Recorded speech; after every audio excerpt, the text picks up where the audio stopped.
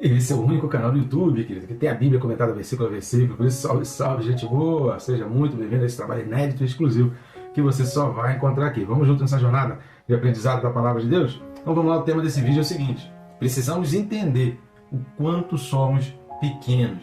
Que reflexão, querido. Fica comigo então até o final. Não sai daí, vamos juntos.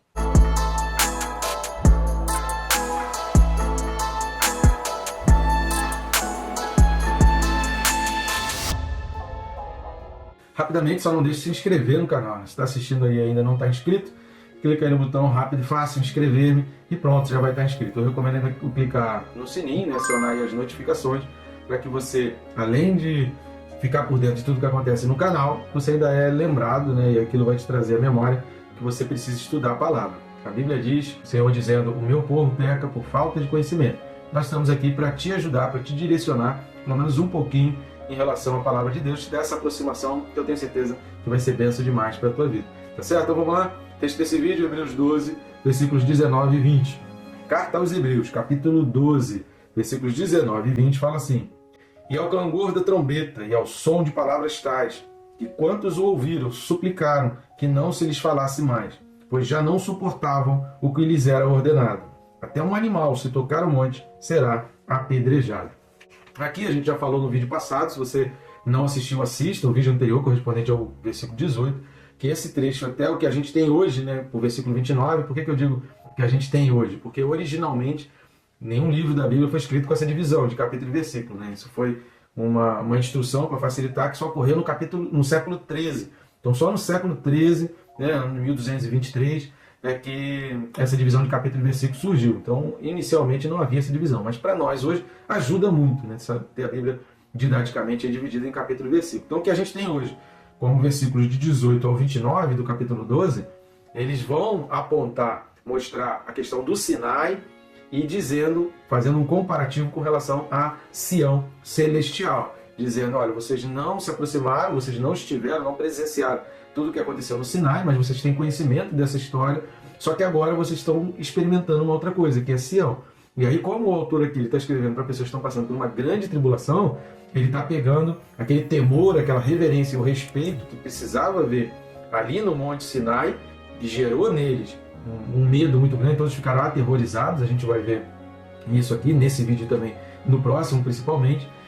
O autor ele vai pegar, olha, ficou aterrorizado, todo o povo ali ficou amedrontado, mas eles precisavam trabalhar o respeito, a reverência e o temor a Deus, que é algo que está presente em toda a Bíblia, o como Deus quer de nós: respeito, reverência e temor. E a gente precisa sempre se aproximar diante de Deus, chegar à presença de Deus, entender que quando a gente está trabalhando para Deus, quando a gente está na igreja, quando a gente está na casa do Senhor, a gente precisa de respeito, de reverência e de temor. Precisa do entendimento diante de quem a gente está e na presença de quem a gente está. Antes de a gente entrar a fundo nos comentários desses dois versículos aqui, a gente compreender tudo isso que a gente está falando, eu peço algumas ajudas suas.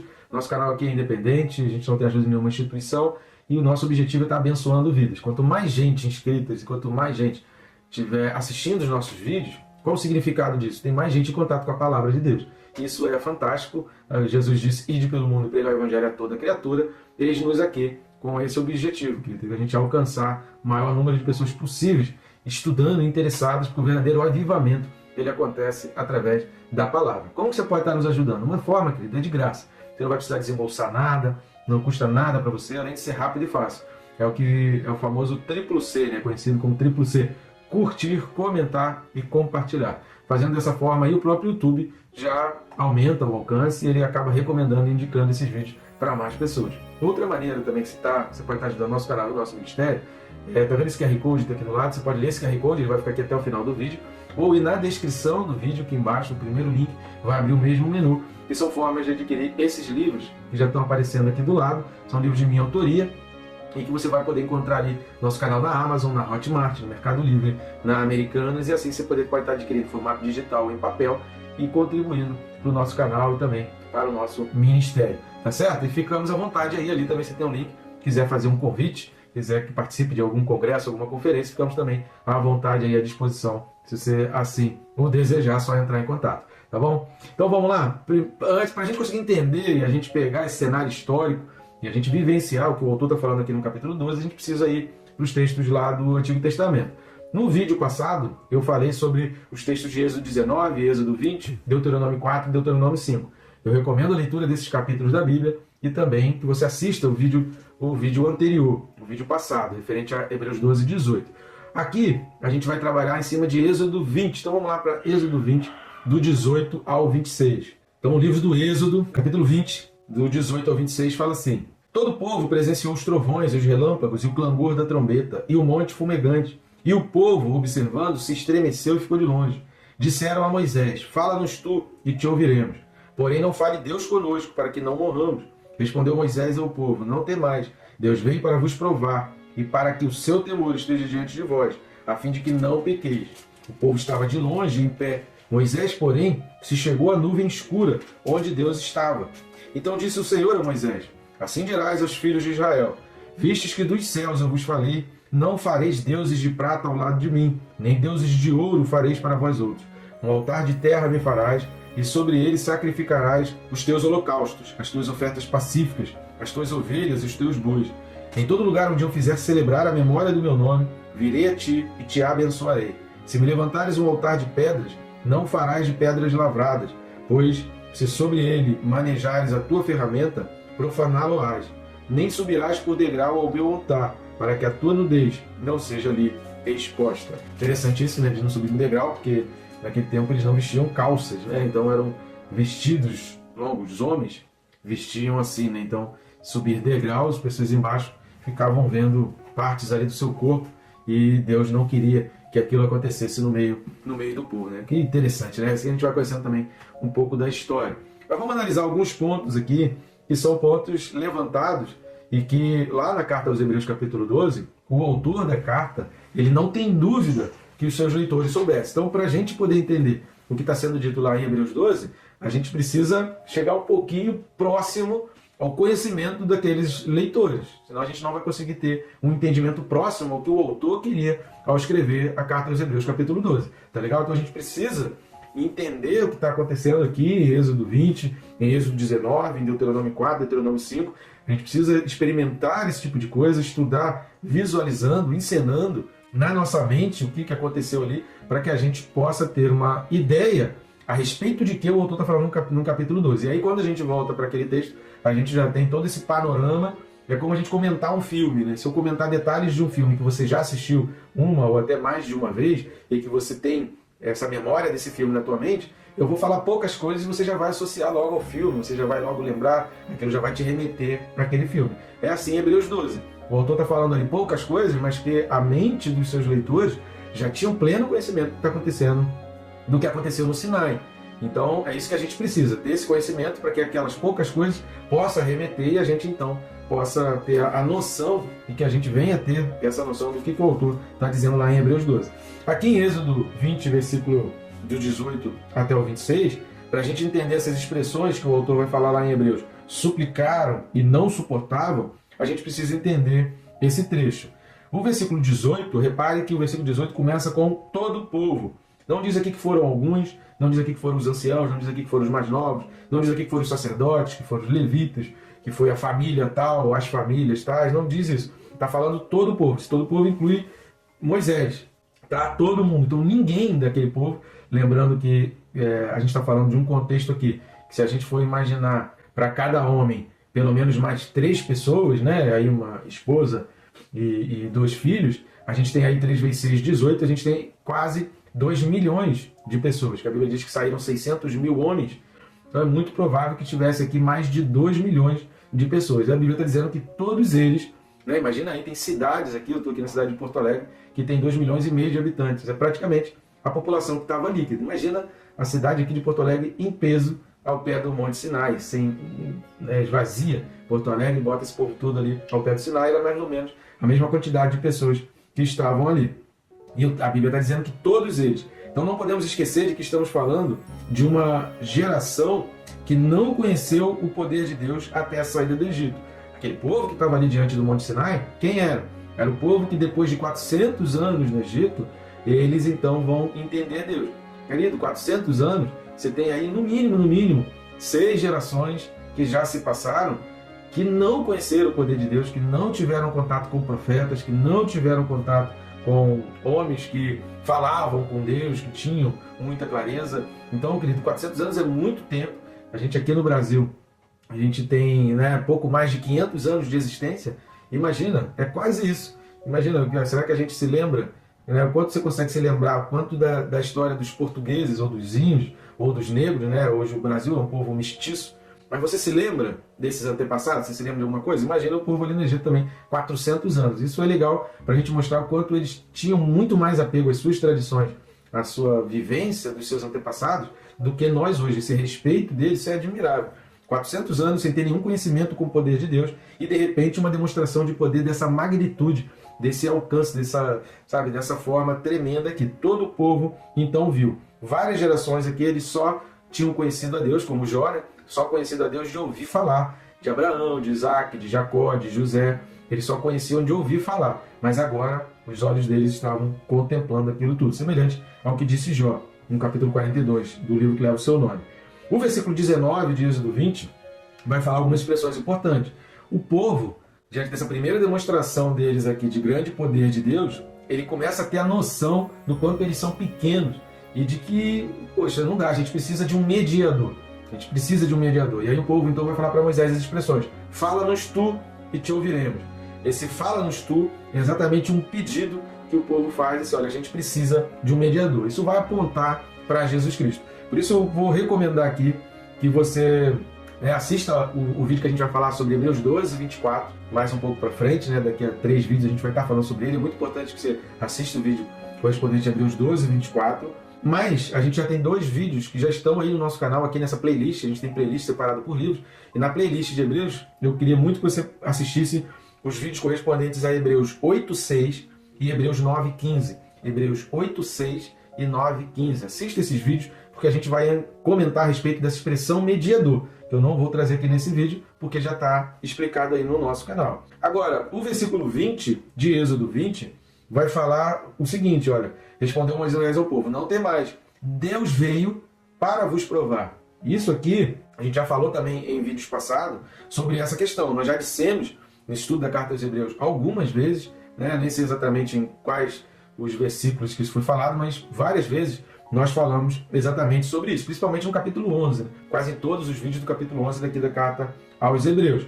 Não adianta ter fé, querido, quando as coisas estão correndo muito bem. Dizer que a gente tem fé quando tudo está correndo bem, quando tudo está na calmaria, né? Dizer que você é um bom marujo, que você é um bom comandante, que você é um bom piloto, dirigindo no piloto automático, sendo guiado somente por instrumentos, é fácil.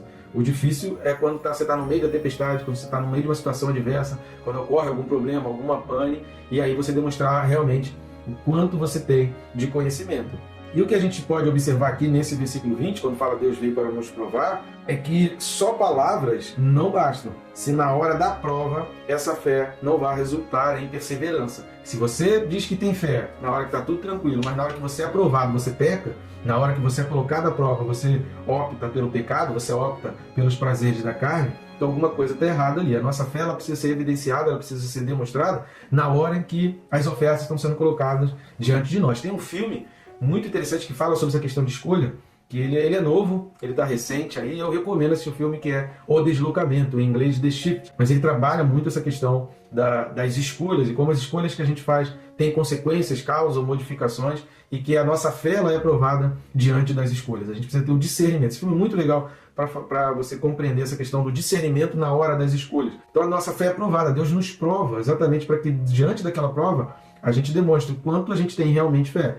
Tá tudo bem, né, querido? Tá tudo tranquilo para quem tem dinheiro, né? Dizer que ama a Deus é mole. Eu quero ver dizer que ama a Deus quando você perde parente, quando você perde dinheiro, quando você perde tudo, quando você já não tem mais nada material. E aí dizer: Senhor, eu te amo e eu continuo te amando, mesmo diante dessas situações. Vamos dar uma lida num texto que nos ajuda a pensar sobre isso, que é Provérbios 24, versículo 10. Livro de Provérbios, capítulo 24, versículo 10, diz assim: se te mostrares fraco no dia da angústia, a tua força é pequena. Então é no dia da angústia que a gente vai realmente mostrar se a gente é forte ou não. No dia que tá tudo bem, quer dizer que você é forte, dizer que você é forte sem luta nenhuma, aí na hora que entra no ringue perde. Então cadê a tua força? A tua força precisa ser demonstrada no ringue. A tua força precisa ser demonstrada na batalha. Vocês vão ver que você realmente é um bom soldado, um bom lutador na hora da batalha. Assim também foi Davi. Davi ficou conhecido como Rei Davi, aquele que matava milhares e tal. Por quê? Porque na hora da batalha, na hora do vamos ver, né, como dizia minha avó, ele mostrou para que veio, ele mostrou que ele sabia. A quarta coisa que a gente vai observar, queridos, nesse versículo 20 de Êxodo 20 também, é que fala aqui exatamente do temor. E para que o seu temor esteja diante de vós. Como o versículo 28 de Hebreus, que a gente também vai falar um pouco mais lá para frente, reconhecimento de que Deus tem força e poder incomparáveis. Nós não podemos medir forças com Deus, né? Deus se manifesta e Deus prova para a gente poder conhecer. Repare aí no final do versículo 20. Para que o seu temor esteja diante de vós, a fim de que não pequeis. A caminhada e as escolhas pelos pecados, elas passam pelo caminho da falta de temor, passa pelo caminho da soberba, do orgulho, é a gente se achar poderoso demais, a gente se achar forte demais, e aí eu vou viver esse pecado, porque a gente não tem temor nenhum às consequências do pecado que Deus coloca. Então, quando a gente teme as coisas, quando a gente teme os mandamentos, eu evito caminhar, porque eu sei que eu sou fraco, eu sei que se eu entrar por esse caminho vai dar ruim, como se diz, né? Dizia na minha infância, seguir por isso daí vai dar ruim, não vai dar bom isso daí. Então é melhor eu evitar, é melhor não caminhar, é melhor eu abandonar ainda aqui no início e eu dizer não. É melhor eu não fazer esse tipo de escolha e permanecer firme, obediente a Deus, ainda que algumas pessoas vêm dizer, mas você está perdendo isso, você está perdendo aquilo. Não, eu tenho temor a Deus, eu vou fazer por temor a Deus. Eu tenho certeza que o meu Deus vai me recompensar por esse temor. O povo peca por falta de conhecimento, e essa falta de busca por conhecimento demonstra para Deus o orgulho, a soberba humana. Eu não preciso saber de Deus, eu não preciso conhecer a palavra, porque eu sei tudo, eu sou bom, eu sou forte, eu me basto e eu venço tudo. E aí, na hora da prova, a pessoa abandona Deus, a pessoa não teme a Deus e a pessoa acaba se chafurdando no pecado. Então a gente precisa entender que a gente é pequeno, que a gente depende de Deus. Diante de escolhas para caminhos do pecado, eu preciso ter o temor a Deus e dizer, Deus, olha, eu sou pequeno demais, isso daqui é mais forte do que eu, esse pecado é mais forte do que eu, me ajuda nisso daqui. Algumas pessoas estão dizendo que eu vou perder, que eu vou sofrer por não escolher o pecado, mas eu temo ao Senhor, e eu sei que o Senhor pode prover todas as coisas, e o Senhor pode mudar completamente a minha vida. Então, Deus, eu vou negar o pecado e eu vou te escolher. É isso que Deus, esse tipo de oração que Deus quer quando a gente está diante de escolhas, quando a gente está lá na batalha, que a gente faça realmente a nossa demonstração de que a gente tem fé, de que a gente tem respeito, reverência e temor a Deus. Por fim, querido, o versículo 20 aqui de Êxodo 20, ele vai lembrar, e eu queria ler o texto de Êxodo 19, versículos 12 e 13. Êxodo 19, versículos 12 e 13, que diz assim, marcarás em redor limites ao povo, dizendo, guardai-vos de subir ao monte, nem toqueis o seu limite.